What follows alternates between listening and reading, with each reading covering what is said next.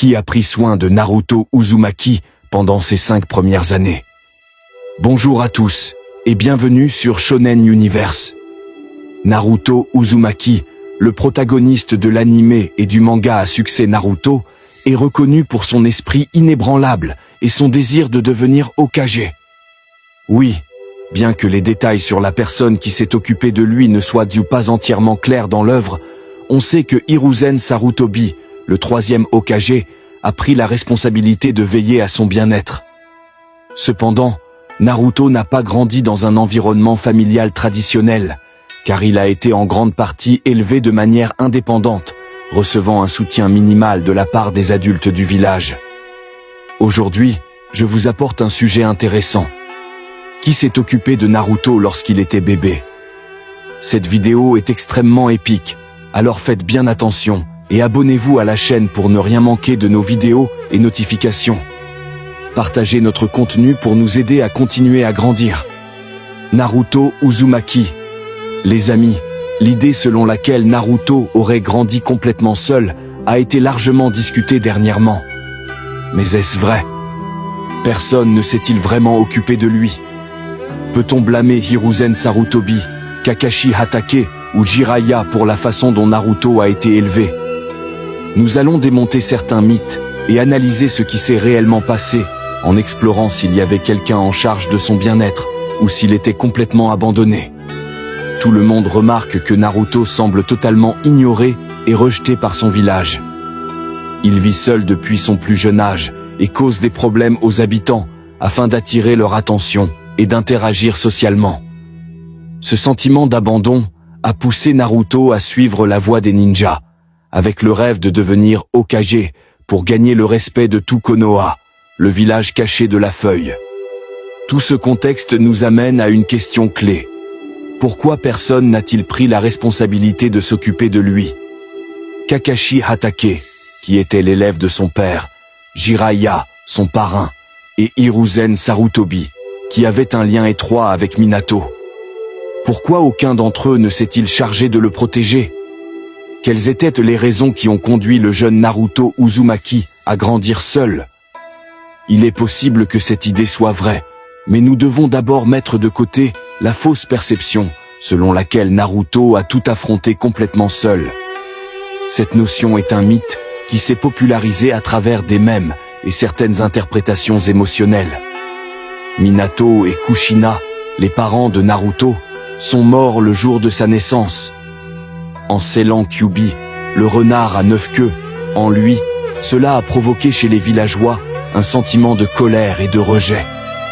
Pour eux, Naruto représentait le démon dangereux qui avait été relâché, mais aussi la perte de 2 des plus grands héros du village caché de la feuille.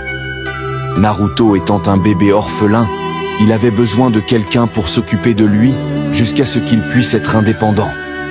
Cette responsabilité est tombée sur Hiruzen Sarutobi, le 3e Hokage. Pourquoi Naruto n'a-t-il pas grandi à l'orphelinat? Le village caché de la feuille disposait déjà d'un orphelinat avant la naissance de Naruto, mais il n'était pas nécessaire qu'il y grandisse.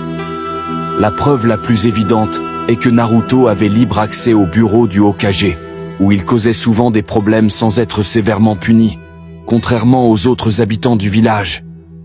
En fait, le seul autre enfant à recevoir un traitement similaire était Konohamaru, le petit-fils du 3e Hokage. Hiruzen a toujours considéré le village comme sa famille. En tant qu'ancien maître des Hokage précédents, il a transmis la véritable voie des ninjas à de nombreuses générations.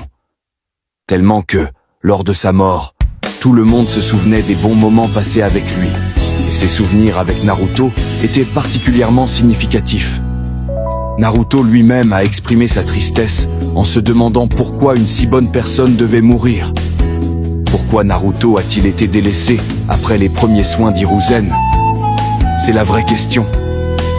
Kakashi Hatake, qui avait protégé Kushina pendant sa grossesse, a lui aussi grandi seul après le suicide de son père. Pour cette raison, il ne voyait pas d'un mauvais œil que Naruto vive seul, pensant que cette expérience le rendrait plus fort. De plus, étant encore jeune et centré sur sa propre carrière de ninja, il n'avait pas les moyens de s'occuper d'un enfant. Quant à Jiraiya, il était le parrain de Naruto, et avait donc une certaine responsabilité à son égard. Cependant, en tant que ninja extrêmement occupé, il passait son temps à surveiller Orochimaru pour prévenir une éventuelle attaque contre Konoha. Il était également préoccupé par les mouvements de l'Akatsuki. C'est donc Hiruzen qui a pris la responsabilité de libérer Jiraiya et Kakashi de leurs obligations envers Naruto pour assurer la protection du village. Mais, d'une certaine manière, Minato et Kushina n'avaient pas totalement confiance en lui. La loi imposée par Hiruzen, interdisant de révéler la vérité sur Naruto et Kyuubi, a finalement créé des préjugés contre lui. Seuls Kiba, Choji et Shikamaru passaient du temps avec Naruto. Le reste des enfants l'ont simplement laissé dans la solitude. Vous me suivez? Hiruzen était-il cruel avec Naruto? Je ne pense pas que Hiruzen ait été véritablement cruel envers Naruto. Si c'était le cas, Naruto n'aurait pas été aussi attristé par sa mort. Au fond de son cœur, il savait que le troisième Hokage lui avait apporté beaucoup d'aide durant son enfance. Il faut comprendre qu'Hiruzen était déjà très âgé à la naissance de Naruto. Il avait vécu une vie marquée par les guerres et la perte de ses proches.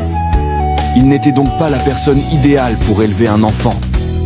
Cependant, il était malheureusement le seul à pouvoir assurer la survie de Naruto Uzumaki. Eh bien, mes amis, c'est ici que s'achève notre vidéo d'aujourd'hui. Maintenant, je veux connaître votre opinion.